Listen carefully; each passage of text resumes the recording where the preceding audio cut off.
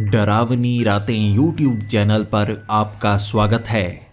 भूत प्रेत पिशाच और शैतानों की रोमांचक कहानियाँ आपको इस चैनल पर सुनने को मिलती हैं। अगर आपको ऐसी ही वीडियोस देखना पसंद है तो हमारे इस चैनल को सब्सक्राइब करना ना भूलें। तो हेडफोन लगा लें, कमरे की लाइट्स ऑफ कर लें, क्योंकि ये वक्त हो रहा है डरने का।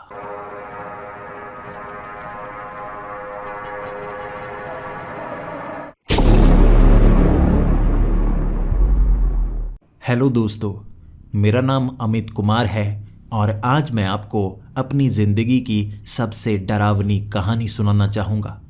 मेरी उम्र 18 साल है और मैं 12वीं कक्षा में पढ़ रहा हूँ। मेरे ज़्यादा दोस्त हैं ही नहीं। मैं जिस मोहल्ले में रहता हूँ, ज़्यादा दोस्त बनाना मुझे पसंद ही नहीं है। यहाँ पर कई और लड़के हैं जो छुटमुट दोस्त कहे जा सकते हैं। मैं उन्हें पक्का दोस्त नहीं कह सकता, फिर भी मैं उनके साथ कुछ समय तो बिताता ही हूँ। मैं जिसके साथ सबसे ज़्यादा समय बिताता हूँ वो मेरी एक दोस्त है जिसका नाम है सपना। अब बाकी दोस्त मुझे कहते हैं कि बचपन से तू उसका पक्का दोस्त है, और ये बात भी सच है। जब मैं 8 साल का था तब सपना और उसके पेरेंट्स हमारे इस मोहल्ले में रहने आए थे। तब हम दोनों एक ही क्लास में थे। मैं उसे पढ़ाने के लिए उसके घर जाया करता था। हम इकट्ठे ही खेला करते थे। इस तरह वो मेरी सबसे पक्की दोस्त बन गई। अब तक हमारी दोस्ती टूटी नहीं है। कई बार हम में आपसी लड़ाई हो चुकी है, लेकिन दोस्ती कभी नहीं टूटी है। शायद वो मेरी सच्ची दोस्त है। बाकी दोस्त मुझसे कहते हैं कि दोस्ती को थोड़ा आगे बढ़ा, अब तो बड़ा हो गया है, उसे गर्लफ्रेंड बना ले। लेकिन मैं क्या बताऊं, दिखने में ज़रूर वो सुंदर है, लेकिन उसे देखने के बाद मुझे स्नूप डॉग की याद आ जाती है। उसका चेहरा जैसे स्नूप डॉग से मिलता जुलता है, इसीलिए मैं उसे सपना कम स्नूप डॉग ज़्यादा कहता हूँ। बाकी सब लड़के कहते हैं कि हमारे स्कूल की सबसे सुंदर लड़की वो है। मैं मानता हूँ कि वो सुंदर है, लेकिन पता नहीं क्यों जब से उसे स्नूप डॉग कहना मैंने शुरू किया है, उसका चेहरा सामने आता है तो मुझे लगने लगता है स्नूप डॉग चलता हुआ सामने से आ रहा है। और इस बात का उसे ज़रा भी गुस्सा नहीं लगता। मेरी पक्की दोस्त है, चाहे उसे मैं कुछ भी कह लूँ वो बुरा मानती ही नहीं, लेकिन कोई और कहे तो वो बिल्कुल मधुमक्खी की तरह लड़ती है। बहुत ज़्यादा लड़ाकी है, मेरी बातों का गुस्सा ही नहीं करती। और जब हम कई दोस्त इकट्ठा खड़े होते हैं, वो मेरे पास आती है तो मैं हमेशा मजाक में उसे कहता हूँ, ए स्नूप डॉग, और सामने से वो भी मजाक में यो यो कह के मेरी बात को पूरा कर देती है। अब इतने साल हो गए हैं हमारी दोस्ती को, हमने ढेर सारी मस्ती भी की है। हम इकट्ठे जाया करते थे आम तोड़ने के लिए, मोहल्ले में क्रिकेट खेलने के लिए। वो अकेली लड़की थी जो लड़कों के साथ खेला करती थी और मैं उसकी सुरक्षा भी किया करता था। कई बार लड़के उसे छेड़ने की कोशिश करते थे। मेरा शरीर थोड़ा तगड़ा है, मेरा मुक्का भी भारी है, मैं लड़ना पसंद नहीं करता, लेकिन मेरी दोस्त को कोई भी बदतमीज़ी करके छेड़ने की कोशिश करे तो ये मुक्का मैं सर पे मारता हूँ। इस तरह हम दोनों की दोस्ती बढ़ती गई। अब पिछले कुछ समय से कुछ परेशानियां आना शुरू हो गई थी। सपना के पेरेंट्स बहुत ज़्यादा अच्छे हैं। मैं कई बार उनके घर में जाता हूँ, वो अच्छा अच्छा खाना भी खिलाते हैं, लेकिन उनका झगड़ा पहले कभी किसी से नहीं हुआ था। जब से एक औरत उनके पड़ोस में रहने के लिए आई है ना, उससे तो हर बार उनका झगड़ा होता ही रहता है। ये एक औरत है जिसकी उम्र 70 साल होगी। उसने ये नया घर खरीदा है और उसकी दीवार बिल्कुल सपना के घर की दीवार से सटी हुई है।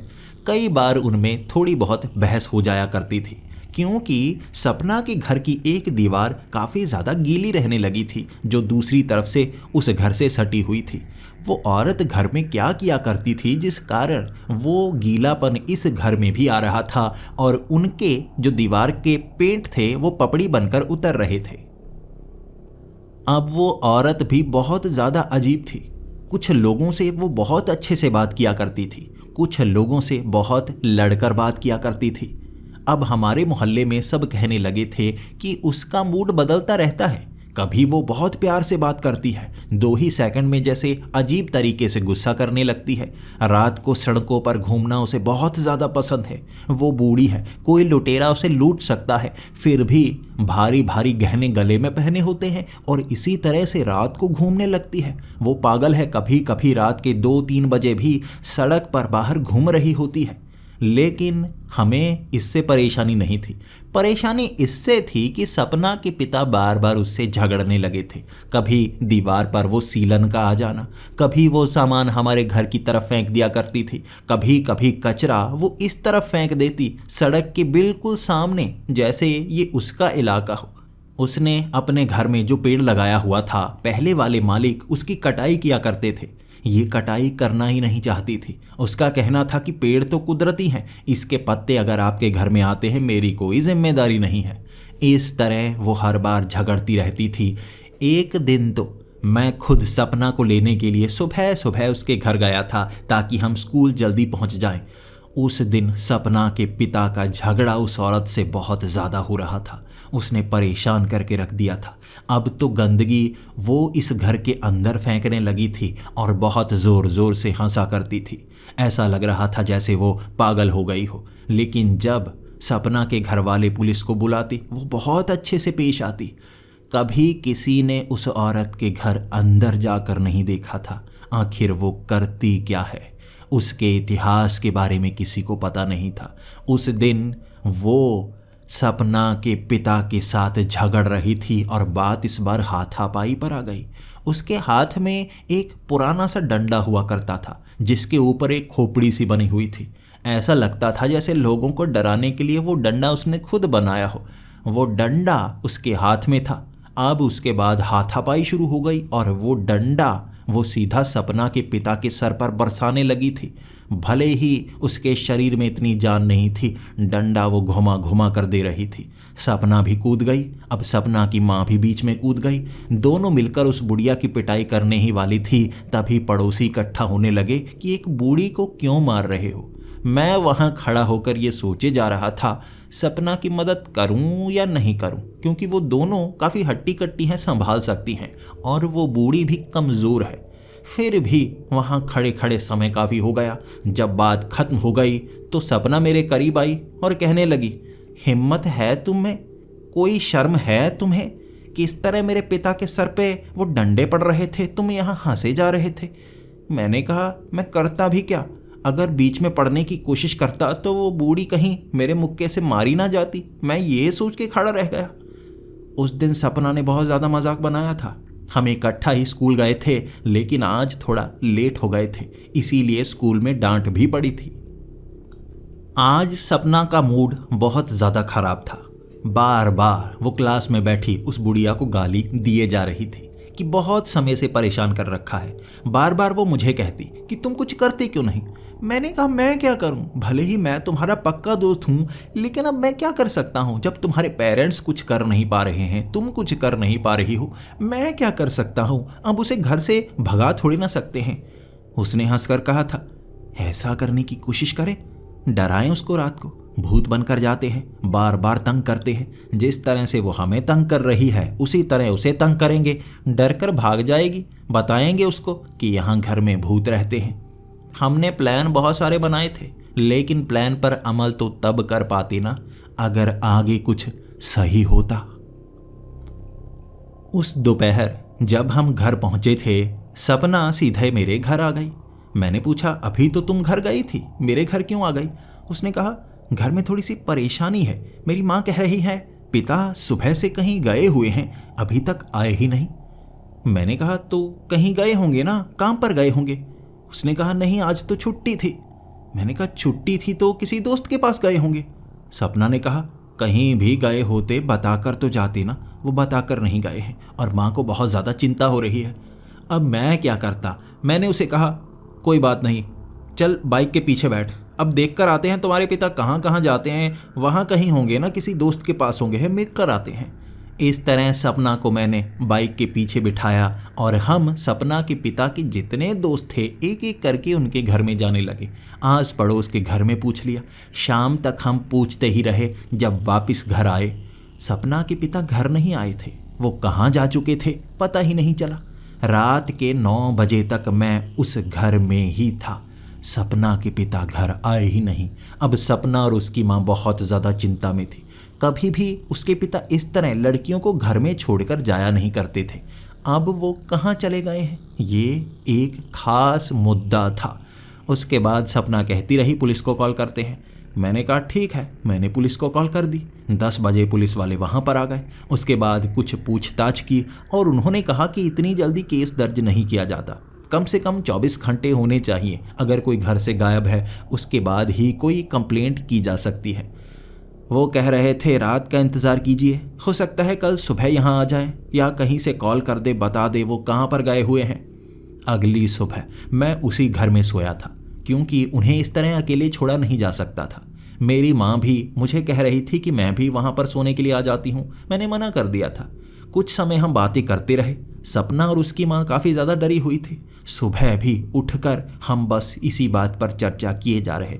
सपना भी रोने लगी थी, उसकी माँ भी रोने लगी थी। लेकिन उस पूरे दिन सपना के पिता घर वापस आए ही नहीं। अब तो 24 घंटे हो गए थे। हमने दोबारा पुलिस को कॉल कर दी। पुलिस फिर से घर आ चुकी थी। फिर से उसने छानबीन की और कहना शुरू कर दिया कुछ समय और इंतज़ार किया जा सकता है। लेकिन सपना अब लड़ने लगी थी। आप काम कर सकते हैं या नहीं, बस वैसे ही वर्दी पहनकर घूमते रहते हैं, गरीबों को डराते रहते हैं, किसी को ढूंढेंगे या नहीं। अब वो पुलिस वाले भी शर्मिंदा से थे। उसके बाद वो कहने लगे ठीक है तो थोड़ी पूछताछ कर लेते हैं। इसके बाद वो आस पड़ोस में पूछताछ करने लगे। कुछ और पुलिस वालों को बुलाया, वहाँ उनसे बात करने लगे। अब जितने जान पहचान वाले थे हर किसी को फ़ोन लगाने के लिए हमें कह दिया था। ये काम हम पहले ही कर चुके थे। जहाँ जहाँ हम फ़ोन लगाते जाते हर कोई कहता वहाँ तो सपना के पिता आए ही नहीं। इस तरह वो अगला पूरा दिन बीत चुका था, लेकिन सपना के पिता आए ही नहीं। दूसरी रात भी मैं उन्हीं के घर पर सोया था और मेरी माँ भी वहाँ पर आ गई थी। वो रात भी गुजरी, सपना के पिता आए ही नहीं। अगली सुबह फिर से पुलिस को कॉल की, कुछ पता चला या नहीं चला। पुलिस ने हाथ खड़े कर दिए थे कि अब तक कुछ पता नहीं चला है, वो तफ्तीश कर रहे हैं, कंप्लेंट दर्ज हो चुकी है, ढूंढने की प्रक्रिया जारी है। आसपास ऐसी खाली जगह वहाँ ढूंढा जा सकता है, या नाले में कहीं वो शराब पीकर ना गिरे हों या किसी ने किडनैप ना किया हो। अगर आपको कोई कॉल आती है तो आप बताना ज़रूर।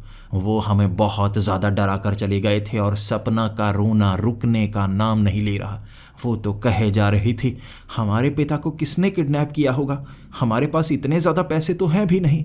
मैं सपना को समझाता रहा था, मेरी माँ भी सपना को समझाए जा रही थी, लेकिन सपना के पिता कहाँ चले गए ये एक सच में बड़ा विषय था। बिना बताए ये कैसे हो सकता है? क्या उनका कोई दुश्मन है जो उन्हें उठा कर ले गया? और एक बार मेरे ज़बान से ये शब्द भी आए थे, किसी ने मारा तो नहीं, उन्हें मार तो नहीं दिया? और सपना ने मेरे मुंह पर चमाट लगाई थी, ऐसा मत बोल, तू मेरे पिता को मारना चाहता है। मैंने कहा मैं कहाँ मारना चाहता हूँ, मैं तो बस बता रहा था। वो मेरा मुंह चुप करवा चुकी थी और मुझे भी अपनी गलती का एहसास हुआ। वो तो पहले से डरे हुए हैं, मैं और डराने की कोशिश कर रहा हूँ। लेकिन उस सुबह मैंने जैसे बातों बातों में ये कह दिया, वैसे तुम्हारे पिता की लड़ाई हुई थी ना इस बुढ़िया के साथ, कहीं इस बुढ़िया ने कुछ तो नहीं किया? हम दोनों के दिमाग घूमने लगे थे और सपना भागी अपनी माँ की तरफ और कहने लगी आखिरी बार जब पिता को देखा था पिता कहाँ गए थे? तो माँ ने कहा पिता बहुत ज़्यादा गुस्से में थे, ये जो पड़ोसी वाली बुढ़िया है ना बहुत ज़्यादा परेशान करती है, गंदगी यहाँ पर फेंकती रहती है। उसके बाद तुम्हारे पिता ने कहा था इसका कोई ना कोई इलाज तो करना होगा। फिर वो खाना खाने लगे, इस बात को भूल चुके थे। फिर वो घर से बाहर गए, उसके बाद से वापस नहीं आए। मैं सपना की तरफ देख रहा था, सपना मेरी तरफ देख रही थी। हम दोनों को लगा गड़बड़ तो इस बुढ़िया के साथ है। आखिर ये औरत है कौन, कहाँ से आई है, इस बारे में किसी को कुछ नहीं पता। कहीं इसने सपना के पिता के साथ कुछ किया तो नहीं, कहीं सपना के पिता को घर में किडनैप करके तो नहीं रखा। सीधा हमने पुलिस को कॉल लगा दी थी। अब ये बात पुलिस वालों को पहले नहीं बताई थी। पहले तो बस यही कहा था कि वो घर से चले गए हैं, वापस नहीं आ रहे, उन्हें ढूंढा जाए। अब पुलिस वालों को ये भी हमने बताया कि उस सुबह लड़ाई हुई थी उस औरत के साथ जो पड़ोस में रहती है। पुलिस वाले दोपहर को वहाँ आए थे अब उस औरत से वो पूछताछ करना चाहते थे। बहुत समय वो बेल बजाते रहे। उसके बाद वो औरत घर से बाहर आई। हम भी पुलिस वालों के पीछे ही खड़े थे। हम जानते थे इसके घर के अंदर कोई ना कोई गड़बड़ है। ये सीलन लाती है दीवारों पर, कुछ ना कुछ अंदर करती रहती है। हो सकता है ये कोई जादू टोना करने वाली औरत हो। हम पुलिस वालों के पीछे खड़े थे। पुलिस वाले पहले उस बूढ़ी औरत से पूछताछ करते रहे। घर के बाहर खड़े थे वो, औरत घर के अंदर थी। बस एक दरवाज़ा खुला था। हम बार बार झुककर पुलिस वालों की टांगों के बीच से घर के अंदर देखने की कोशिश कर रहे थे और वो बूढ़ी औरत बड़े प्यार से पुलिस वालों से बात कर रही थी। ऐसा लग ही नहीं रहा था कि वो इतनी ज़्यादा लड़ाकू है। वो तो इतने प्यार से बात कह रही थी, अगर कोई मदद की ज़रूरत हो तो बताइएगा, मेरी थोड़ी बहुत जान पहचान है, वहाँ पर भी मैं फ़ोन घुमाती हूँ। तुम्हें पैसों की ज़रूरत तो नहीं? सपना, तुम्हारे पिता कहीं पास में ही हैं, डरना मत। अगर कोई चीज़ चाहिए तो मुझे बताओ। खाना चाहिए, खाना बना कर लेकर आऊँ? सपना चिड़ी हुई थी। हम जानते थे ये कितनी बनावटी औरत है, किस तरह से मुंह पर झूठ बोल रही है। तभी हमने कह दिया, सर अंदर तो देखिए, ज़रा घर के अंदर तलाशी तो लीजिए, सबसे ज़्यादा शक तो इस औरत पर ही है। तब पुलिस वाले हमें चुप करवाते रहे और वो बूढ़ी औरत भी जैसे पुलिस वालों को अंदर आने नहीं देना चाहती थी। हम अब जानते थे पुलिस वाले घर के अंदर गए नहीं, वो औरत पकड़ी जाएगी। लेकिन वो बातें इतने प्यार से कर रही थी कि पता ही नहीं चल रहा था कि घर के अंदर क्या है। किसी तरह उसने पुलिस वालों को पटाया कि उसका हाथ नहीं है इसमें, वो तो बहुत बूढ़ी है, उससे चला नहीं जाता। जानबूझकर उसने जैसे कुबड़ सा निकाला हुआ था और बड़ी मुश्किल से दरवाज़ा बंद कर रही थी। तब वो पुलिस वाले भी घर से दूर आ गए और हमें समझाने लगे, अब इस बूढ़ी औरत पर शक नहीं किया जा सकता, इससे तो खुद चला नहीं जाता। ये तुम्हारे पिता को कैसे मार सकती है और घर में किडनैप कर सकती है, ये समझ से बाहर है। इसका इसमें कोई हाथ नहीं हो सकता। कोई और क्लू देना चाहो तो दे सकते हो। हमने कहा, और क्लू? और तो कोई ऐसा नहीं था जिसका मोहल्ले में सपना के पिता के साथ कोई झगड़ा हुआ हो। ये औरत थी, शक इस पर जाना चाहिए। आप इसके घर के अंदर तलाशी लीजिए, कुछ ना कुछ सबूत ज़रूर मिलेंगे। हम कह रहे हैं, अब पुलिस वाले हमारे कहने पर थोड़े ना जाएंगे, अगर उन्हें सही लगेगा वही वो करेंगे। अब हम अपने घर में आ गए थे और सपना रोई जा रही थी। वही बुढ़िया है, ये बुढ़िया है, शैतान है। देखो कितने प्यार से बात कर रही थी कि कुछ चाहिए तो बता देना, सीधे मुंह हमसे बात नहीं करती। पुलिस वालों के सामने किस तरह से अच्छा बन रही है। मैं भी देख रहा था, औरत है बहुत ज़्यादा चालाक। इसका इस केस में कोई ना कोई हाथ तो है। अब इसे फंसाएं तो कैसे फंसाएं? हम 1-2 घंटे तक सोचते रहे। उसके बाद सपना ने बिना मुझसे पूछे सीधे पुलिस को कॉल कर दी और वो पुलिस को कहने लगी, मेरे पिता की आवाज़ सुनाई दी। ऐसा लगा मेरे पिता आसपास ही हैं। बाद में जैसे किसी ने मुंह पर हाथ रख दिया हो, मुझे ये आवाज़ें सुनाई दी। अब पुलिस वाले वहाँ पहुँच गए थे। मैं गुस्सा हो रहा था सपना पर। आवाज़ कहाँ सुनाई दी तुझे? मुझे सुनाई नहीं थी तो तुझे कैसे सुनाई दी? वो कहने लगी, मैंने पुलिस वालों को कहना है, आवाज़ इस तरफ से आई थी, इस बुढ़िया के घर के अंदर। इस बुढ़िया के घर के अंदर है मेरे पिता, इस बुढ़िया ने छिपा रखा है। मैं सपना को समझाता रहा लेकिन वो मानने वाली कहाँ थी। वो तो गुस्से में आ गई थी और पुलिस वालों को कह रही, इस तरफ से आवाज़ आई। फिर उसने मेरे पेट में जैसे अपनी कूहनी मारी और कहा, बताओ तुम्हें आवाज़ सुनाई दी थी या नहीं? मैंने कहा, हाँ आवाज़ सुनाई दी थी, इसके पिता जैसी ही आवाज़ थी। अब हम दोनों की बात सुन ली थी। पुलिस वाले कहने लगे, पक्का है ना इस तरफ से आई थी? वो आवाज़ तुम्हारे पिता की ही थी ना? सपना कहने लगी, हाँ मेरे पिता की थी, मुझे बिल्कुल पहचान में है, मेरे पिता की आवाज़ मैं भूल सकती हूँ। अब पुलिस वाले सीधा उस बुढ़िया के घर के बाहर। अब वो औरत बाहर निकली और पूछने लगी, क्या हुआ इंस्पेक्टर, आज आप फिर से आ गए? क्या मिल गए इसके पिता? अगर मिल गए तो बहुत अच्छा है, कोई ज़रूरत है मेरी, बताइए। तब वो पुलिस वाले कह रहे, इसके पिता के चीखने की आवाज़ें सुनाई दी हैं यहाँ आसपास से, तो हम आसपास के जितने घर हैं उसकी तलाशी लेना चाहते हैं। देखिए इस समय हमारे पास वारंट नहीं है, लेकिन अगर आप प्यार से तलाशी करवाना चाहें तो करवा सकते हैं। तब वो बूढ़ी औरत थोड़ा सा गुस्से में आने लगी थी। देखो आवाज़ सुनाई दी है, इससे तुम मेरे घर के अंदर नहीं आ सकते। ऐसे थोड़े ना है बिना वारंट के घर के अंदर। मेरे भी पति सरकारी कर्मचारी थे, नियम मुझे भी पता है, घर के अंदर आप आ नहीं सकते। अब पुलिस वाले कुछ बात तो कर रहे थे, लेकिन वो बूढ़ी औरत जिद करने लगी और उसके बाद उसने दरवाज़ा लगा लिया। अब पुलिस वाले बाहर सड़क पर आए और हमारे सामने ये कहने लगे, वो काफ़ी चालाक है, उसे पता है क्या बोलना है क्या नहीं बोलना है। पहले दिन से हमें लग रहा है ये झूठ बोल रही थी। आज जिस तरह से इसने बात की ना, हमें इस पर शक तो है, लेकिन जो बातें इसने की वो भी सही थी। बिना वारंट के किसी के घर के अंदर की तलाशी नहीं ले सकती, सिर्फ इस बात के लिए कि तुम्हें आवाज़ें सुनाई दी। अब कोई भी किडनैपर किसी को किडनैप करके पास वाले घर में नहीं रखेगा। तुम्हारे पिता नहीं होंगे, ये आवाज़ किसी और की होगी। अब सपना जिद करने लगी थी, नहीं, इसके घर के अंदर से आवाज़ आई, आप चेक करो, आप वारंट लेकर आओ ना, इसके घर के अंदर है मेरे पिता। अब आपको शक हुआ ना, यही है जिसने मेरे पिता को किडनैप किया है। जादूगरनी सी कुछ करती रहती है घर में पानी से। अब पुलिस वाले वहाँ से जा चुके थे। हम बहुत ज़्यादा मायूस थे। आखिर हम क्या कर सकते हैं? कैसे हम दोनों मिलकर सपना के पिता को ढूंढ सकते हैं? क्या सच में ये बूढ़ी औरत का उसमें कोई हाथ है भी, या वैसे ही हम ज़्यादा सोच रहे हैं?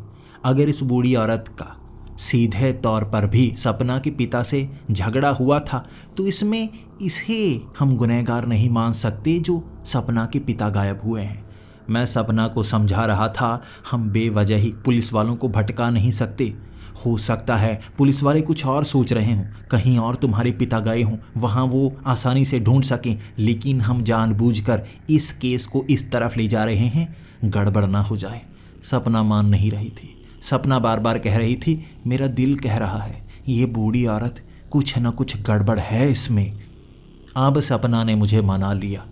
अब मैं एक ऐसे आदमी को जानता था जो पुलिस में नया नया भर्ती हुआ था। किसी समय मैं उसके साथ क्रिकेट खेला करता था। जब मैं उससे क्रिकेट खेलना सीख रहा था तो वो मेरा दोस्त बन गया। अब नई नई पुलिस की भर्ती हुई थी, उसमें वो भी भर्ती हो गया। अब मैं उससे मदद मांगना चाहता था और जैसे ही मैं उसके घर गया, मुझे देखकर वो बहुत ज़्यादा खुश था और मेरे साथ सपना का उड़ा हुआ मुंह देखकर वो बहुत ज़्यादा परेशान। ये तेरी वो गर्लफ्रेंड है ना, मैंने देखी है तेरे साथ। मैं उसे समझा रहा, नहीं गर्लफ्रेंड नहीं है, ये मेरी फ्रेंड है, बेस्ट फ्रेंड है बस। वो मान नहीं रहा, लेकिन फिर मैंने उससे कहा, बात कुछ और है, देखो बहुत ज़्यादा सीरियस है। मैंने उसे पूरी बात बताई और वो बहुत ज़्यादा घबरा गया था। अच्छा सपना, तो तुम्हारे पिता हैं वो? मैंने भी इस केस के बारे में सुना है और मुझे नहीं लगा था मोहल्ले में तुम्हारी जान पहचान वाले किसी के साथ ऐसा हुआ है। पुलिस वाले ढूंढने की पूरी कोशिश करेंगे और मैं ख़ास तौर पर अपने जान पहचान वालों को कहूँगा कि इस केस पर ज़्यादा ध्यान दे। अगर ज़्यादा पुलिस वाले लगाए जा सकते हैं तो लगाए जाएं, मैं तुम्हारे साथ हूँ।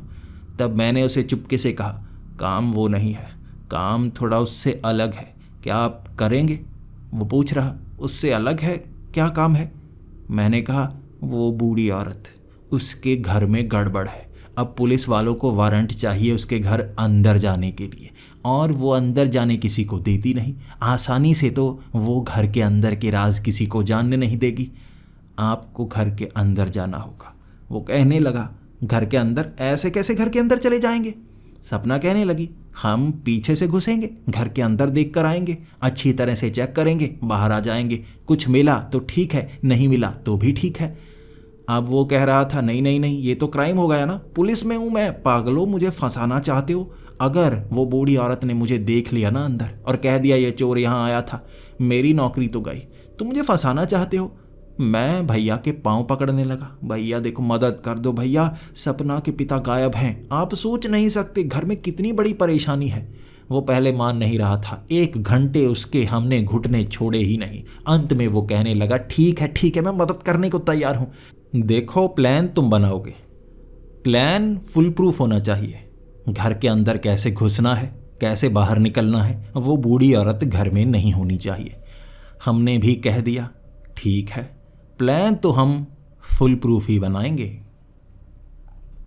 अब हमने पूरा प्लान बना दिया। हम घर की छत पर बैठे रहे। वो बूढ़ी औरत कब घर से बाहर जाती है, कब घर में आती है, हम नोट करते जा रहे थे। पूरा दिन हम नोट करते रहे। वो सामान लेने के लिए बाहर जाती है और सामान भी पास के किसी दुकान से नहीं लेकर आती, कहीं बहुत ज़्यादा दूर से लेकर आती है।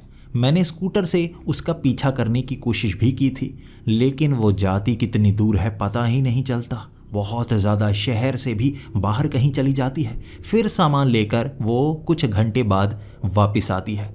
हर रोज़ वो सामान लेने के लिए जाती है और एक ख़ास समय होता है उसका। वो शाम के 6 बजे निकलती है, 8 बजे घर पहुंचती है। 2 घंटे होंगे हमारे पास। 2 घंटे में हम घर के अंदर घुस सकते हैं। अगर सपना के पिता मिल गए ना, फिर तो बाहर निकलने की झंझट ही नहीं। खोलेंगे और बाहर निकलेंगे। जब वो बूढ़ी औरत आएगी पकड़ पकड़ कर पीटेंगे उसे। ये हमारा प्लान था और यही प्लान हमने भैया को समझा दिया। भैया तैयार हो गए, लेकिन उनका चेहरा उतरा हुआ था। वो कह रहे थे अगर कोई गड़बड़ हो गई ना, अगर अंदर कैमरे लगे हुए या किसी तरह से पता लग गया ना हम चोरी करने के लिए अंदर घुसे या कुछ भी हमारे ऊपर आरोप आए, मैं मरा। और याद रखना, मैं ऐसे नहीं मरूंगा, तुम दोनों को साथ लेकर मरूंगा।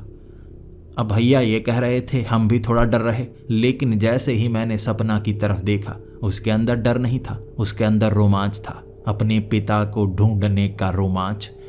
6 बजे के करीब ही भैया घर आ गए और हम छत पर चढ़ गए।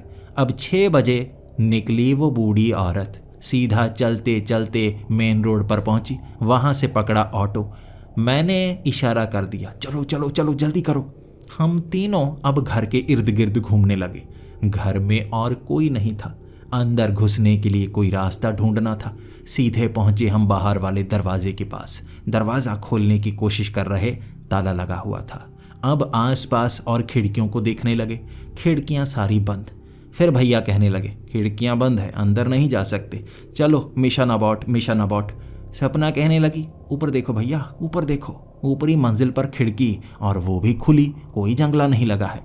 भैया कहने लगे, कहाँ कहाँ, मुझे नज़र नहीं आ रही, नज़र नहीं आ रही, ऊपर ज़्यादा ऊंची है, वहाँ नहीं पहुँच सकते। सपना कहने लगी, भैया हमारी दीवारें साथ में सटी हुई हैं, ऊपर से छत से फांदेंगे उस छत पर, नीचे उतरेंगे, फिर पहली मंजिल की उस खिड़की से अंदर पहुंच जाएंगे, आसान तो है। भैया मना कर रहे थे, वो बचना चाहते थे। इस तरह छत से छलांगे लगाते लोगों ने देख लिया तो भी खतरा बहुत ज़्यादा है। अब हम क्या करते। उसके बाद भैया को लेकर पहुंच गए दोबारा छत पर। छत पर हमने सीढ़ी लगा ली ताकि छलांग लगाने की ज़रूरत ना पड़े। अब दीवार से दीवार जुड़ी हुई थी, लेकिन छत से छत जुड़ी हुई नहीं थी। वो सीढ़ी लगाने के बाद जो लकड़ी की थी, हम धीरे धीरे उसके ऊपर से अब उस बूढ़ी औरत के घर के छत पर पहुंच गए। फिर हमने धीरे धीरे नीचे उतरकर खिड़की खोली। खिड़की आराम से खुल गई। अब खिड़की के सहारे अंदर जा सकते थे। सबसे पहले तो सपना ही अंदर घुसी। वो अंदर घुसते ही आवाज़ सुनना चाहती थी अपने पिता की, कोई आवाज़ नहीं आ रही थी। वो थोड़ा थोड़ा रो भी रही थी, बार बार मेरे गले से लिपट भी रही थी कि अंदर अगर मेरे पिता सही सलामत नहीं मिले तो मुझे संभाल लेना, मुझे संभाल लेना। मैंने कहा, डरने की कोई बात नहीं है, मुझे शक है कि तुम्हारे पिता शायद ठीक ही मिलेंगे, ज़्यादा डरने की बात नहीं है। अब हम ऊपरी मंजिल पर देखने लगे। ऊपर 3 कमरे थे, एक एक करके हर कमरे को देखा। कमरे के अंदर कुछ नहीं था। वहाँ बड़ी बड़ी पेटी पड़ी हुई थी, वहाँ कुछ अलमारी थी, उसे खोल नहीं पाए। आराम से इधर उधर ही देखते रहे। फिर नीचे वाली मंजिल पर पहुँचे। अब यहाँ काफ़ी अजीबोगरीब सी चीज़ें रखी हुई थी। ढेर सारी पुरानी पुरानी किताबें। वो पुरानी किताबों में हमें कोई चीज़ देखने को नहीं मिलने वाली थी, लेकिन उसने ढेर लगा रखा था। गंदगी में रहती थी, अंदर चूहे घूम रहे थे। जब हम किचन में पहुंचे, किचन के जितने बर्तन थे ना, सारे के सारे गंदे, बहुत ज़्यादा उन पर मैल जमी हुई। भैया कह रहे थे, वो बूढ़ी आते यहाँ रहती भी है या नहीं, बर्तन तो ऐसा लग रहा है बहुत समय से इस्तेमाल हुए ही नहीं। हमने कहा, वो रहती तो अंदर ही है, खाना बनाती तो खुद ही होगी, ऐसा तो नहीं खाना बाहर से लाती है। भैया कहने लगे, बाहर से लाती होगी, इन बर्तनों का इस्तेमाल हुआ ही नहीं बहुत समय से, देखो काले हो चुके हैं। वहाँ बहुत सारा ऐसा सामान था जो इस्तेमाल हुआ नहीं था। मिट्टी बेड पर भी इस तरह पड़ी हुई थी, ये इस बात का सबूत था कि उस बेड पर कोई लेटता नहीं। ऊपर भी यही हाल, नीचे भी यही हाल। हमें कोई भी ऐसी जगह नहीं मिली जहाँ पर सपना के पिता को रखा गया हो। एक रस्सी मिल जाए, कपड़ा मिल जाए, कोई ऐसा सबूत मिल जाए जिससे पता चले वो यहाँ थे, कोई ऐसी चीज़ नहीं मिली। हम देखते रह गए। उसके बाद अब भैया कहने लगे, घंटा हो गया, 1 घंटा, तुमने कहा था वो जल्दी आ जाती है। अब हर जगह देख चुके हैं, तुम्हारे पिता यहाँ नहीं है। बेवजह शक करने की ज़रूरत नहीं है, यहाँ कुछ नहीं मिला है। हम अब छत पर चढ़े, उसके बाद सीढ़ी से वापस अपनी छत पर, फिर सीढ़ी खींच ली। अब हम अपने ऊपरी मंजिल पर थे और सपना रोई जा रही। पापा यहाँ नहीं है, तो पापा कहाँ गए, कहाँ गए पापा?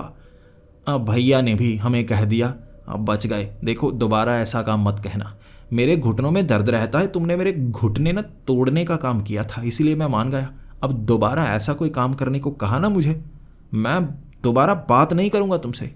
ये कहकर भैया चले गए और वो सांत्वना देकर गए थे सपना की माँ को कि हमने अपनी तरफ से तो कोशिश की है, लेकिन पुलिस अब भी ढूंढ रही है। आप ज़्यादा डरिए मत, पुलिस पर यकीन कीजिए। कहीं वो गए होंगे, कहीं तीर्थ यात्रा पर गए होंगे, वहाँ से पता लगाने की कोशिश की जा रही है।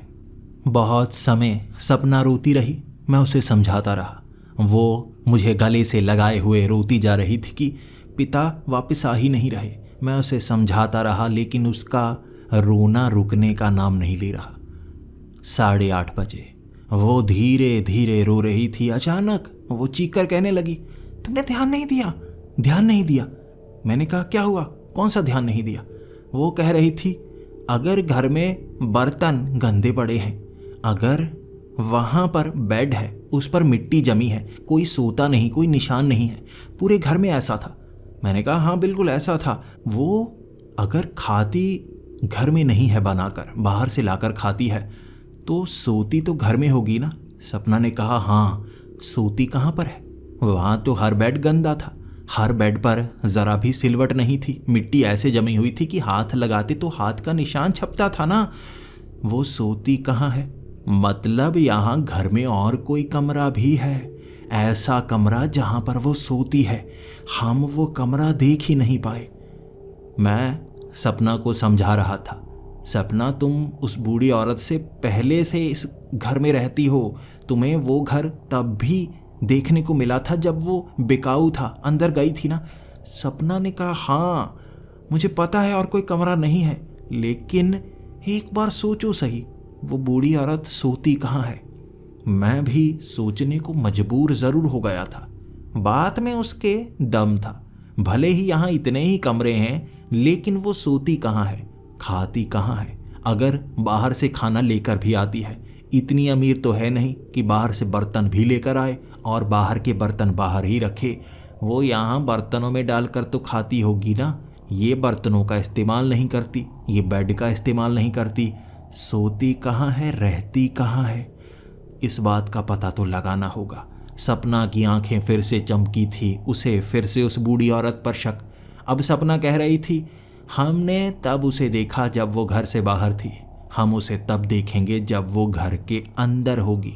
घर के अंदर होगी ना, तब पता चलेगा वो करती क्या है, रहती कैसे है। और जब ये हम देख लेंगे, शायद दूध का दूध पानी का पानी हो जाए। चलो चलो तैयार हो जाओ, फिर से सीढ़ी ऊपर रखनी है, सीधा हम छत से छत पर जाने वाले हैं। मेरे हाथ पांव फूलने लगे। सपना पागल हो, वो बूढ़ी औरत घर में है। सपना कह रही, हाँ घर में है, तभी तो हमें जाना है। वो करती क्या है, देखे तो सही। मेरे हाथ पैर फूल रहे, लेकिन सपना को मना कैसे कर सकते थे? वो मेरी सबसे अच्छी दोस्त थी और उसे मेरी कमज़ोरियाँ और मेरे राज भी पता थे। उसने थोड़ा सा ब्लैकमेल किया और मैं पहुंच गया उसके साथ छत पर। हल्के हल्के हाथों से हम सीढ़ी अब छत से छत के साथ जोड़ चुके थे। अब उस सीढ़ी के सहारे धीरे धीरे उस बूढ़ी औरत की छत पर। मैं डरा हुआ इसलिए था, अगर सच में उस बूढ़ी औरत ने सपना के पिता को किडनैप किया है, मतलब वो झूठ बोलती है कि वो कमज़ोर है। इतने हट्टे कट्टे आदमी को काबू कर लिया, हम तो कमज़ोर हैं, हमें आसानी से काबू कर सकती है वो। हम छत से छत पर तो पहुंच गए थे। मैंने सपना को कहा था, घर के अंदर नहीं जाएंगे, हम बाहर बाहर वाली खिड़कियों के पास घूमेंगे, अंदर झांकने की कोशिश करेंगे। हमने ऐसा ही किया। उसके बाद हम खिड़कियों से अंदर की तरफ झांकने लगे। आखिर वो बूढ़ी औरत है कहाँ पर? ऊपरी मंजिल पर वो नहीं थी। उसके गुनगुनाने की आवाज़ें आ रही थी नीचे वाली मंजिल से। तो हमें लगा नीचे जाकर खिड़की से तो देखना होगा। फिर से हम ऊपर चढ़े सीढ़ी के सहारे हमारे घर पे। उसके बाद नीचे उतरे। अब दीवार फांदकर उस घर के अंदर थे, लेकिन 4 दीवारी के ही अंदर पहुंचे थे। फिर खिड़कियों से अंदर की तरफ झांकने लगे, है कहाँ पर। जैसे ही हम एक खिड़की से देख रहे थे, हमें वहाँ पर साफ साफ दिखा सीढ़ियाँ नीचे जाती हुई। यहाँ कोई बेसमेंट भी है। साफ साफ सीढ़ियाँ दिख रही थी और ये देखकर हमें लगा ये तो सीढ़ियों के सारे नीचे जाती है। इसने कारपेट बिछा रखा है नीचे, कारपेट। ये कारपेट के ज़रिए इसे ढांक कर रखती है और फिर नीचे चली जाती है। कल आएंगे। सपना हमें पता चल गया है, नीचे जाने का रास्ता भी है। हम भैया को बताएंगे। हम फिर से दीवार फांदकर हमारे घर में और फ़ोन लगाया भैया को। मैं भैया को समझा रहा, भैया नीचे कारपेट के नीचे सीढ़ियाँ हैं नीचे जाने की, हमने देखी। भैया कह रहे तुमने कहा था ना ये घर बहुत पुराना है, बेसमेंट नहीं है। अब बेसमेंट कैसे बन गई? वो बूढ़ी औरत घर में इतनी जल्दी काम तो कर नहीं सकती। अब ये बात भैया को कौन समझाए, भैया मानने का नाम नहीं ले रहे। अब भैया साफ कह चुके थे अगर कोई कानूनी मदद चाहिए मैं करने को तैयार हूँ, कानून नहीं तोड़ूंगा मैं। अब किसी के घर के अंदर घुसने वाला नहीं मैं। अगर कोई सबूत मिले तुम जाकर आओ, अगर कोई सबूत मिले तो उन सबूतों को इकट्ठा करो, सबूत लेकर आओ, फिर देखना मैं क्या करता हूँ। मैं खुद आऊँगा उस बूढ़ी को पकड़ने के लिए, खुद आऊँगा, घर से घसीट के लेके जाऊँगा आँखों के सामने।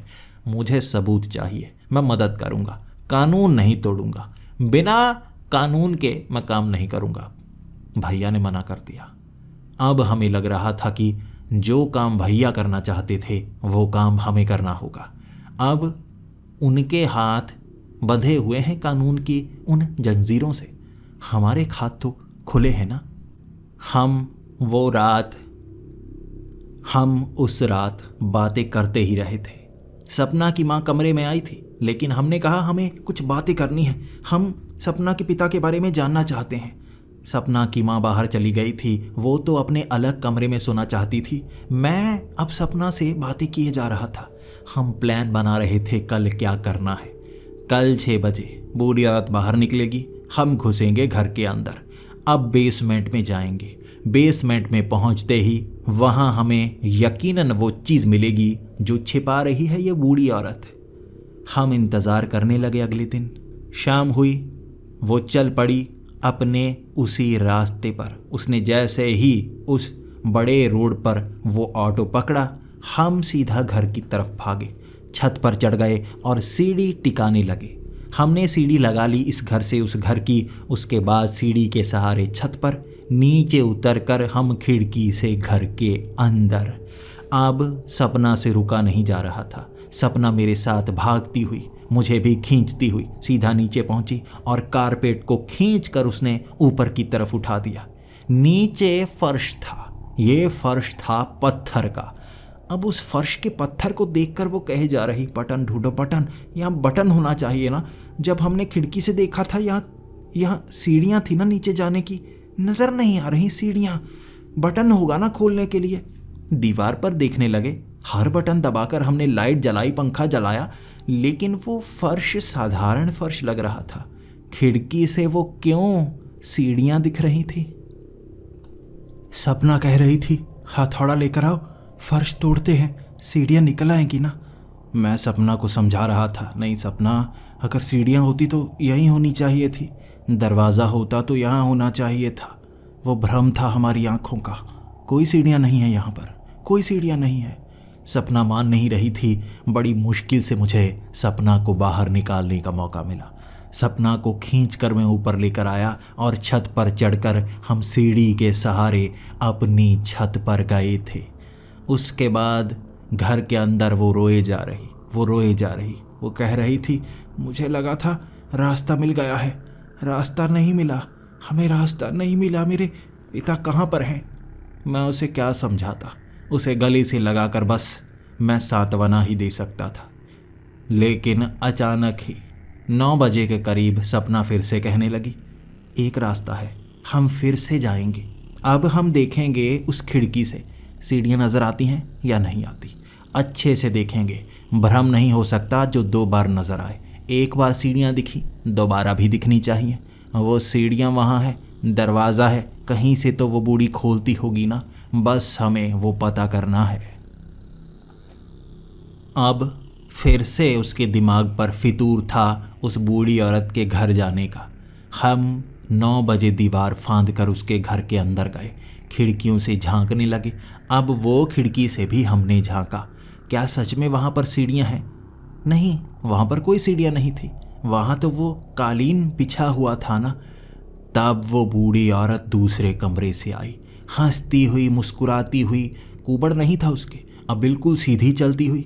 ऐसा लग रहा था जैसे वो बूढ़ी हो ही ना। नाचती हुई आ रही थी, हवा में उड़ती उड़ती छलांगे सी लगाई जा रही। तभी उसने उन ढेर सारी किताबों में चमकदार लाल किताब निकाली। वो खाली किताब थी। हमारी आंखों के सामने उसने हाथ फेरा था उन किताबों के ऊपर और अक्षर उभरने लगे थे। अब वो उन अक्षरों को पढ़ रही थी। जब उसने उन पूरी लाइंस को पढ़ा, नीचे से कालीन गायब हो गया। जादू से कालीन की जगह आ गई थी सीढ़ियाँ, और उसने अपनी वो किताब हाथ में पकड़ी, सीढ़ियों से नीचे उतरने लगी। हम देख रहे, ये तो जादू है, जादू से सीढ़ियाँ आती हैं। वहाँ दीवार है, वहाँ दीवार के पास वो फर्श है। उस किताब के जादू का इस्तेमाल करती है ये बूढ़ी औरत। सपना की आंखें चमकी थी, मेरी भी। सपना ने कहा, भैया को बुलाओ, अब तो हमें सबूत मिल गया ना। मैंने कहा, नहीं, इसे सबूत नहीं कह सकते, हमें पुख्ता सबूत चाहिए जिससे हर कोई यकीन करे। तब वो बूढ़ी औरत छलांगे लगाती हुई सीढ़ियों से ऊपर चढ़ी। उसके बाद पहले उसके हाथ में सामान था, अब सामान नहीं था। नीचे वह सामान छोड़कर आई है। अब वो नाचती नाचती, जैसे ही उसने वो किताब वहाँ रखी, नीचे कालीन बिछ गया, सीढ़ियाँ गायब। वो दूसरे कमरे में चली गई थी। हम अब घूमते घूमते उस घर की दूसरी तरफ अब खिड़की से देख रहे, जो उसका बेडरूम था वो पूरा गंदा था। वहाँ पर वो बैठी और अपने हाथ को घुमाया। वो मिट्टी जो उस बेडरूम की थी, वो जैसे एक झटके में गायब सी हो गई। वो गायब हो गई और जो सामने आईना था गंदा सा, वो साफ हो चुका था। वहाँ बैठकर अपने बालों को संवार रही और कुछ गुनगुना रही। वो धुन, वो आवाज़ बाहर भी सुनाई दे रही थी। मैं कितनी भोली हूँ, मैं कितनी सुंदर हूँ, चा चा चा चा। ये कहते ही उसने अपनी उंगलियां अपने बालों में फंसाई और पीछे से बालों को एक तरफ करने लगी। फिर जब उसने वो बाल अपने सर के पीछे वाले हिस्से से हटाए ना, सर के पीछे आंखें दिखी थी और मेरा शरीर जैसे सन्न हो गया। कांप रहा था मैं, कांप रहा था। ये कैसी औरत है, सर के पीछे आंखें हैं, ये तो लगता है कोई चुड़ैल है।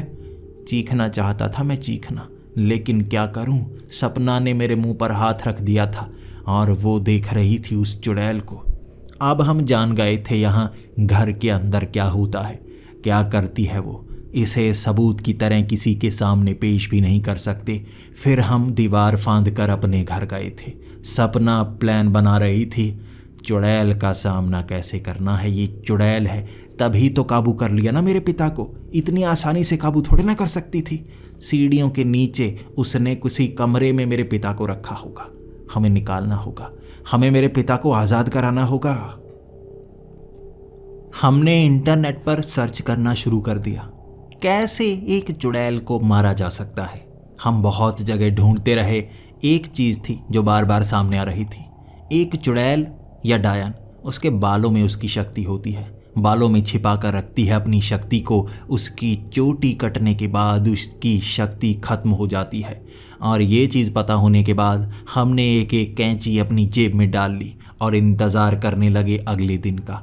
अगले दिन 6 बजे पुलिस वाले भी घर पर आकर जा चुके थे। उन्होंने बताया कि सपना के पिता नहीं मिल रहे। हमारा प्लान तो कुछ और था। सपना घबराई नहीं लग रही थी, लेकिन सपना की माँ की सेहत काफ़ी ख़राब थी। 5 बजे उसे अस्पताल छोड़कर आए और 6 बजे हमने सीढ़ी लगा ली जब वो बूढ़ी औरत वो सड़क की तरफ जा रही थी। हमने सीढ़ी लगाई, फिर पहुँचे हम उस खिड़की के पास। खिड़की से घुसे अंदर, पहुँच गए हम उस जगह। यहाँ है वो सीढ़ियाँ नीचे जाने वाली। किताब, वो वाली किताब ढूंढो।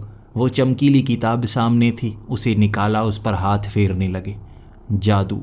हाथ फेरते ही ऊपर अक्षर उभरने लगे शुद्ध हिंदी के। अब मैं हिंदी पढ़ना तो जानता था, लेकिन वो काफ़ी ज़्यादा संस्कृत जैसे शब्द थे, यानी कि एक के बीच एक घुसेड़े हुए बड़े बड़े शब्द बनाए गए थे जिसे बोला नहीं जा सकता था। मेरी तो ज़बान घूमती जा रही थी। तब वहाँ पर सपना ने उन वाक्यों को, उन शब्दों को पढ़ा। एक सांस में नीचे सीढ़ी आ गई। सीढ़ी प्रकट हो गई थी। तभी आवाज़ आई दरवाज़ा खुलने की, वो हंसने की आवाज़। ये आवाज़ सुनते ही हमारे हाथ पांव फूलने लगे थे। जल्दी से हम सीढ़ी से नीचे उतरे और नीचे वाले शब्दों को बोला। ऊपर जैसे वो छत बन गई थी, यानी फर्श आ गया होगा ऊपर। हम अब नीचे थे, हमारे हाथ में कैंची थी, टॉर्च थी, और नीचे देख रहे हम। ये कोई कमरा नहीं था, सुरंग थी, सुरंग, पूरी सुरंग बनी हुई आगे जाने वाली।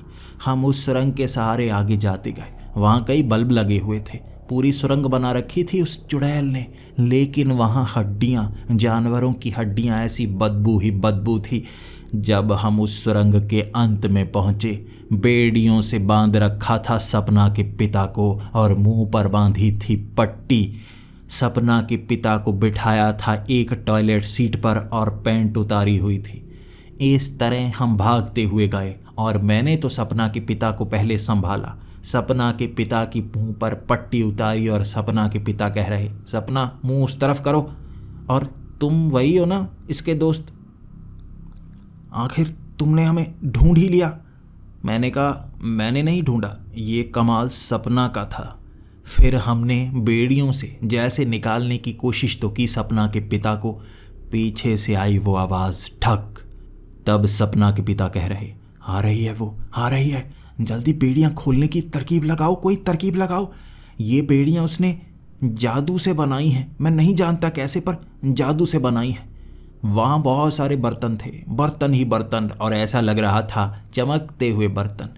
एक तरफ सुरंग में किचन बना रखी थी, एक तरफ बेड लगा रखा था, यहाँ सोती है, और इस तरफ उसने कैद कर रखा है सपना के पिता को, जो बहुत कमज़ोर हो चुके थे। वो कह रहे थे, वो चुड़ैल है, वो औरत नहीं है, वो चुड़ैल है, उसने कैद कर रखा है और मेरे शरीर से आत्मा निकालना चाहती है। वो चूस रही है मेरी ज़िंदगी को धीरे धीरे कैदी बनाकर। तुम्हें मेरी बेड़ियाँ खोलनी होगी या भागो, मदद लेकर आना, मदद लेकर आना। जिस रास्ते से तुम यहाँ पर आए हो उसी रास्ते से आना, लेकर आना किसी को। हम कह रहे, नहीं, कोई हमारी बात पर यकीन नहीं करेगा, आज़ाद तो अभी कराना होगा। अब बेड़ियाँ खोलना मुश्किल था, उसने जादू से बेड़ियाँ बनाई थी, लेकिन सपना जो कि अपने बालों के उस छोटे से क्लिप को निकाल कर घुमा कर चाबी बना सकती थी, उसने पाँव की बेड़ियाँ खोल दी। उसके बाद हाथ की बेड़ियाँ वो खोल रही, एक हाथ की खोली, दूसरी हाथ की जैसे ही खोल रही थी, बूढ़ी औरत की वो आवाज़, दो कैदी और आ गए, जवान जवान कैदी, इनकी तो ताज़ा ताज़ा उम्र, जवानी मिलेगी मुझे, जवानी।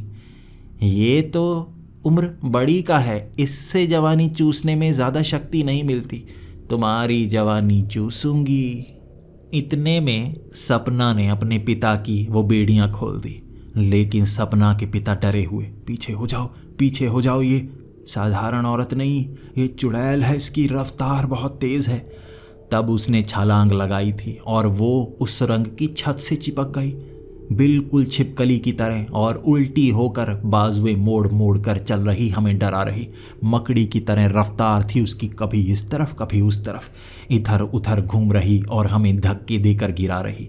बड़ी तेज़ थी वो, बड़ी तेज़, क्या ही बताएं। बार बार बेड़ियों से जैसे वो सपना के पिता को बांधने की कोशिश करती, सपना के पिता बार बार अपनी बाजू को हिलाते रहते ताकि वो पकड़ ना पाए। हम बस घूमते जा रहे थे, भागते जा रहे थे, चुड़ैल का मुकाबला नहीं कर सकते थे। उसके बाद उस चुड़ैल ने मेरे माथे पर जैसे कुछ मारा और मुझे धुंधला धुंधला सा दिखने लगा। मैं मदहोश सा होने लगा, जैसे एक क्षण में नशा सा हो गया हो।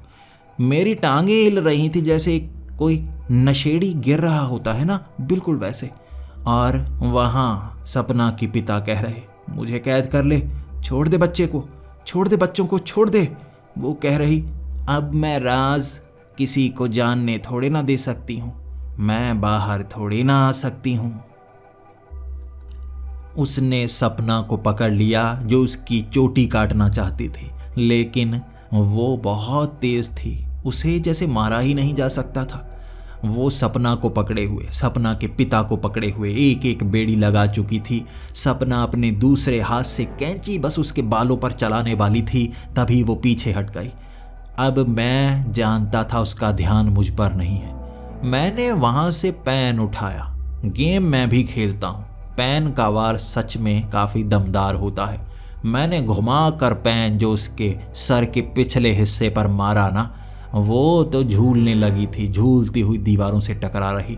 और मुझे पता चल गया, एक वार मैंने किया है, मैं और वार कर सकता हूँ। वो इस तरह झूल रही थी जैसे उसका दिमाग घूम रहा हो। हमारा सर टकराता है, हमारा दिमाग भी घूमता है ना, उसका भी घूम रहा। उसे पता ही नहीं लग रहा भागूं तो किस तरफ भागूं। और मैं भी एकदम जब वो गिरी उसकी पीठ पर बैठ गया। फिर जो मैंने पेन मारे उस बुढ़िया के, ठा ठा मैं पेन मारता ही रहा, मारता ही रहा। मैं तब तक पेन मारता रहा जब तक सर से खून ना निकले। उसके सर से खून नहीं निकल रहा, फिर मैंने सीधा पेन मारना छोड़ दिया। मैंने आड़ा पेन मारना शुरू कर दिया। उसकी खोपड़ी के पिछले हिस्से में बड़ा सा डेंट पड़ गया था, लेकिन खून नहीं निकल रहा था, ऐसे जैसे खोपड़ी लोहे की बनी हो उसकी। लेकिन मैंने टेढ़ी कर दी थी। पेन मारता रहा मैं, पेन मारता रहा मैं। वो चीखती रही, मैं पेन मारता रहा। खून का इंतजार किया मैंने, वो ना निकला। उसका पूरा माथा चपटा कर दिया, सर पीछे से सपाट कर दिया। वो मरने का नाम नहीं ले रही। तभी सपना ने इशारा किया था, चोटी चोटी काट इसकी चोटी। मैंने जेब से कैंची निकाली। अब वो चुड़ैल जिसकी बाजू आगे होनी चाहिए थी, अपनी हड्डियों को मरोड़कर बाजुएं उसने पीछे की तरफ कर ली। मेरी कलाइयों को पकड़ लिया और मैं कैंची चला नहीं पा रहा था, लेकिन उसकी आंखें तो आगे थी ना। तब वो बालों को झटकने लगी, पीछे वाली आंखें निकाल कर वो देख रही। कैसी चुड़ैल थी, डरावनी सी। कैंची जिससे मैं बाल काटना चाहता था, अब क्या करता। मैंने आंखों में कैंची ऐसे घुसेड़नी शुरू कर दी। उसकी आंखें कट नहीं रही, खून नहीं निकल रहा, आंखें अंदर तक धंसा दी। मारता रहा मैं, मारता रहा। अब उसे दिखना बंद हो गया। मैंने उसकी चोटी पकड़ी, काटना शुरू कर दी। जैसे जैसे मैं चोटी काटता गया, उसके बाल बिल्कुल पहाड़ी बंदर जैसे होने लगे थे। उसकी चोटी काट दी और वो तड़पने लगी, कभी एक दीवार में टकराती, कभी दूसरी दीवार में। शरीर उसका बूढ़ा हो गया था, अब उससे हिला नहीं जा रहा। जब उससे हिला नहीं जा रहा, मैं भागा। अब सीधा मैं पहुंचा सपना के पास। उसे वो क्लिप पकड़ाया जिससे वो खोल पाए अपनी बेड़ियां। अब उसकी बेड़ियां खुलने के बाद उसने अपने पिता की बेड़ियां खोली। अब वो बूढ़ी औरत कुछ कर नहीं पा रही थी। एक चुड़ैल की शक्ति जैसे चोटी में थी, चोटी उसकी कट गई थी, अब वो कुछ कर नहीं पा रही थी। अब सपना को कितना गुस्सा था मैंने तब देखा। वो उस बूढ़ी की पीठ पर चढ़ गई, हाथ में पकड़ लिया पेन। पहले तो पेन मारती रही, उसका जो चपटा सर था ना, उसने और ज़्यादा चपटा कर दिया। जब वो ज़मीन पर गिर गई, उसके बाद आड़ा पेन मार मार के डेंट डाल दिए सर में। खून अब भी नहीं निकल रहा। वो मरेगी कैसे, ये समझ में नहीं आ रहा था। तब सपना के पिता कह रहे, इसे पुलिस के हवाले करते हैं। हमें पता था पुलिस के हवाले करेंगे तो कोई ना कोई गड़बड़ तो हो सकती है, लेकिन फिर भी इसे बाहर कैसे लाएंगे ये हमें सोचना था। तब हमने वहाँ पर उसे घसीट घसीट कर ऊपर तक ले जाने का प्लान बनाया। हम ऊपर तक लेकर गए। वो छत को हमने दरवाजे में बदला, सीढ़ियाँ बन चुकी थी वहाँ पर। अब उस किताब को फाड़ दिया ताकि वो सीढ़ियाँ गायब ना हो। अब उसे बोला नहीं जा रहा, उसका मुंह चपटा हो चुका था। उसकी वो किताबें, उसका वो सामान, उसका वो झोला, उसकी वो हड्डियाँ हमने किताबों वाले उस कमरे में रखीं और वहीं पर आग लगा दी। जैसे ही आग उसके बालों को छू गई थी ना, जो कटे हुए थे, वो तड़प रही थी। हमने तो कटे हुए बालों को आग लगाई थी और घर के इस हिस्से में इन चीज़ों को आग लगाई। वो तड़प रही थी, पिघल रही थी, काले रंग की बन रही थी।